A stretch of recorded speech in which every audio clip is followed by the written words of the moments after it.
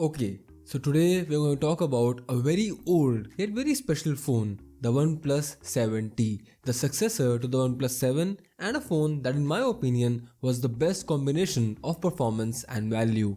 Well, it's been 1.5 years since the OnePlus 7T went on sale, and as a launch day user, I have a lot of insights to share with you.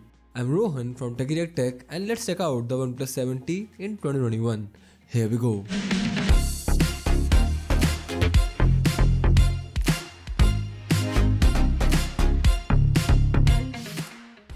When the OnePlus 7T initially came out, its design was a bit of a head scratcher. The large circular camera bump on the back looked odd, unnecessary, and somewhat clumsy.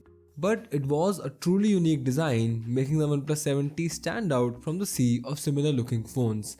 The matte glass on the back combined with the extra tall and narrow form factor combined with the flat display made this phone an ergonomic dream come true. No, seriously, it ticks all the right boxes. Great in-hand feel, check. No fingerprints and smudges, check. Narrow enough for one-handed use, check. Big enough display, check. A flat display panel, check. And the list just goes on and on and on. From what I understand, the OnePlus 7T was never designed to be like a jewelry piece. It was designed to be functionally excellent, and functionally excellent is exactly how I would describe the vibe of the OnePlus 7T. Flip over to the display and we see a narrow, extra tall display with a unique 20:9 aspect ratio. It is a beautiful display with bright colors, good saturation, and a somewhat natural color tone. It also has this teardrop notch which we saw a lot of in 2019 phones and then not at all in 2020 phones.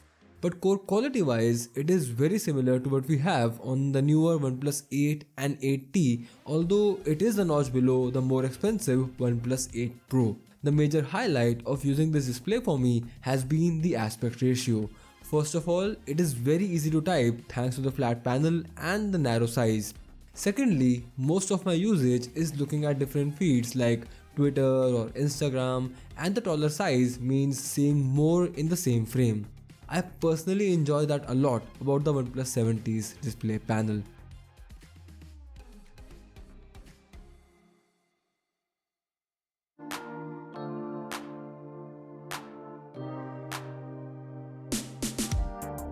Talking of things I've particularly enjoyed, let's talk performance.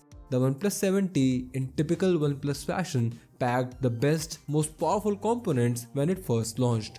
It is those components combined with OnePlus's Oxygen OS which makes the 7T an excellent performer even today after 1.5 years. Believe it or not, the OnePlus 7T is as smooth today as the day I first got it. And that statement is not limited to the basic stuff.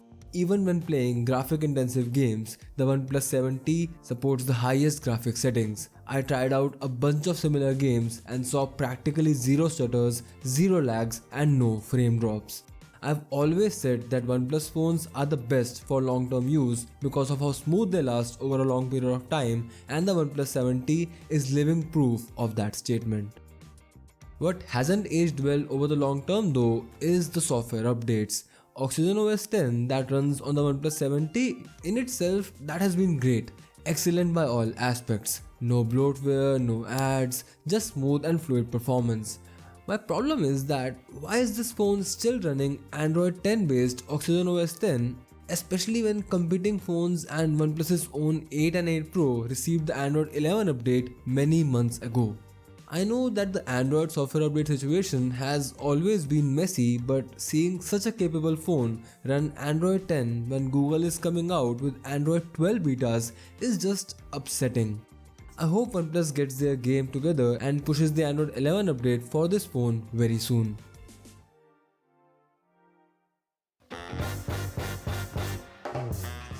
Let's talk cameras now. If you want an in-depth analysis, I'll have a link down below. For now, let's just talk about the everyday experience of using this camera for a person who is not obsessed with having the best of the best picture quality. The OnePlus 7T packs very similar hardware to the OnePlus 8 and 8T, which means that the photos that I click on this phone are very good in most situations. I have never been blown away by the picture quality, but at the same time, I have also never been disappointed. Combining the camera of the OnePlus 7T with a bit of post-processing and some tricks like the G-Cam can give really beautiful looking shots which will be more than sufficient for your social media use. However, I must also tell you that similarly priced phones like the Galaxy S20 FE or the Pixel 4a or even the iPhone SE pack much better cameras, so do consider them if having a great camera is a top priority for you. Let's talk about the battery life now. This is another one of those aspects that I love about the OnePlus 7T. When I first got this phone in October of 2019, I managed to get roughly a day and a half's worth of heavy usage out of it. Now, after being used every single day since then, the battery has of course worn out, but the 7T is still making it to the end of most days comfortably. This is with a lot of social media, a lot of texting and hours of phone calls.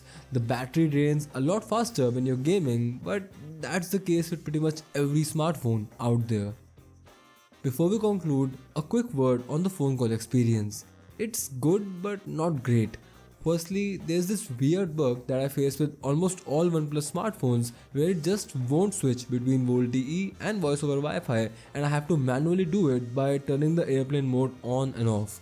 Secondly, the earpiece clarity is good but not great. I often found myself switching to loudspeaker mode when I had to take long phone calls. Not a deal breaker, but more of an observation.